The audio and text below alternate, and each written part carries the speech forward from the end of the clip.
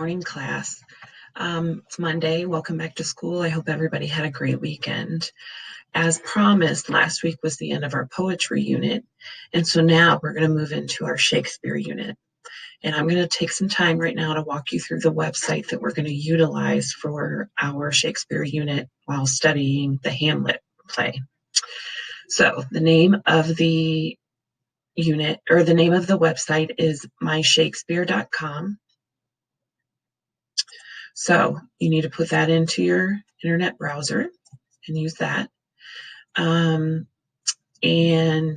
once you're here, you need to click on sign in.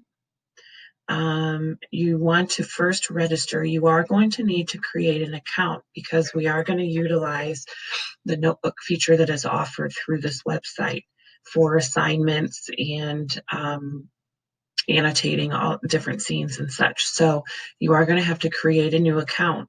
So once that is finished, I want you to go back and I want you to sign in with the username and password. It will make you confirm via an email. Okay, so now you're logged in. If you click on this account, it gives you your username, and then your notebook is very specific to you. And the notebook is the way that you're going to submit some of your assignments for this unit. So that's important. So this right here is the homepage of MyShakespeare. Love to learn it. And this is a very interactive site, and it provides so much information. It's amazing. And I think it's an effective way to have a beginning understanding of Shakespeare and his plays. So we're going to go into the My Hamlet unit. Okay, so this is what it'll look like. You've got your Act 1, Scene 1 here. Some of the great tools that I love. You've got the what's happening here at the beginning, so that at the beginning of every scene, you're going to have a what's happening, and that's going to provide you some context. So let's open this up and see what it looks like. So right here, we get a brief 1.5 minute video. Cartoon, I know, but it does provide great context. So you're going to want to watch these types of tools as we begin to work our way through all of the different scenes. You click play, they'll start talking. Okay. So that's basically what's in there. If you click on the speaker here, it'll actually read the play to you.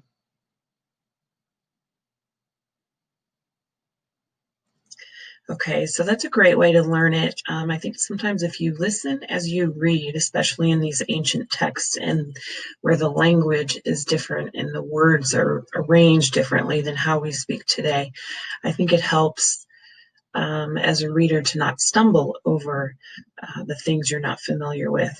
And notice here as well, you have this right here, okay? So all throughout the play, you see it down here as well. Unfold is the word that Francisco uses, but they put down here that the intention of the word is to really mean identify. So that happens throughout. And I am sick at heart. I'm anxious at heart. He's anxious, sick at heart. So those are helpful tools as well. It'll help with your comprehension of it. Over here with the thought bubbles, this is actually, this gives you a modern day version of how this play would read if it were written today. So Bernardo, instead of saying, who's there, he says, who's there? Francisco, you answer me, stay where you are and identify yourself. That's a little bit more comprehensive nowadays than nay, answer me, stand and unfold yourself. Okay, so here's another tool here. There's discussion on long live the king, and it'll give you a note. And again, it just provides you further context in the phrases that he uses. Long live the king is the password in this situation that identifies him as a guardsman. It's also the second half of the traditional saying that's used when a new ruler succeeds a deceased king. So that kind of gives you a clue as to what's happening to some extent. Okay, so that's what you find even within the text. Up here along this toolbar, you've got even more tools. So you click on the scene summary here, and it's going to tell you who the characters are within the scene, and then it's going to give you a nice succinct summary of this particular scene. Now, don't rely on just reading these and not reading the text, okay? Because there's going to be assignments that are going to make you work within the text. Now click on videos and add the number 5, so it tells you that there are 5 videos within the scene, okay? You have an interview with Horatio and Marcellus. So let's click on that one and see what it is. So it's a 5-minute. We're not going to watch all of it here. Let's look and see what they do. Okay, it's not letting me do that.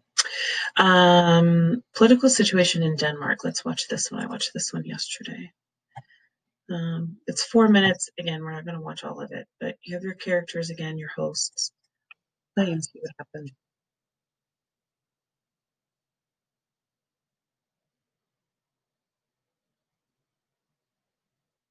Okay, so again, these are all tools to help with your comprehension of what is going on within these words down here.